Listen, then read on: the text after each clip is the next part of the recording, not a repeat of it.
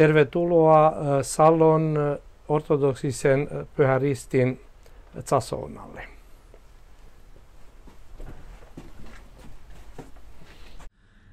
Pelasta Herra sinun kansasi ja siunaa sinun perinteäsi.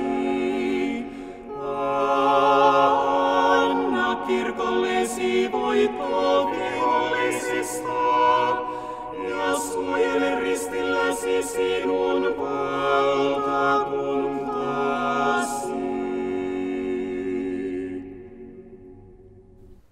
Salo kuuluu Turun ortodoksisen seurakunnan alueeseen.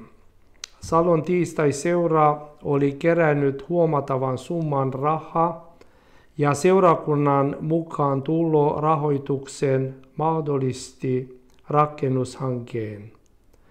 Rakennustyöt aloitettiin huhtikuussa 1989.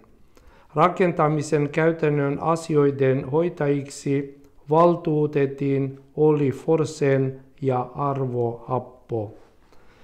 Kaupungin arkkitehti Lauri Holmeen antoi arvokasta apuaan ja tukeaan tontin saamiseksi. Zasouna siunattiin juhlallisesti käyttöönsä syyskuussa 1990.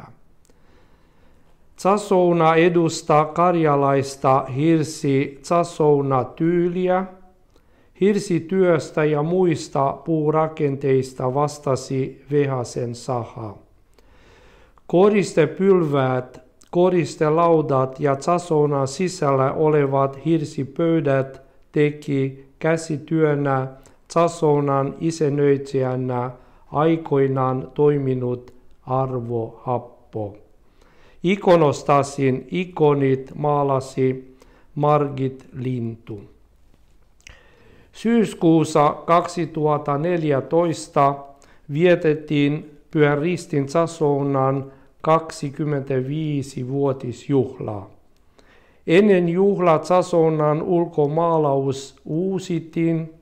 Katolle asennettiin myös uudet Olli Forsenin suunnittelemat ristit. Zasounassa toimitetaan säännöllisesti Jumalan palveluksia ja muita kirkollisia toimituksia.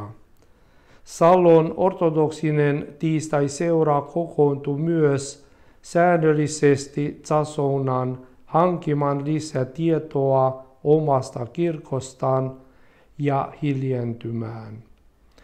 Ikonimaalarit tulevat kerran viikossa maalamaan kauniita ikoneita Zasounan rauhaan.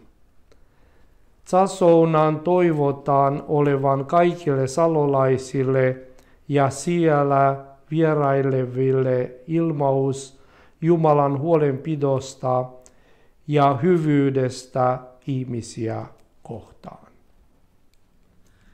Pelasta Herra sinun kansasi ja siunaa sinun perinteäsi. Anna kirkollesi voitto vihollisista ja suojele ristilläsi sinun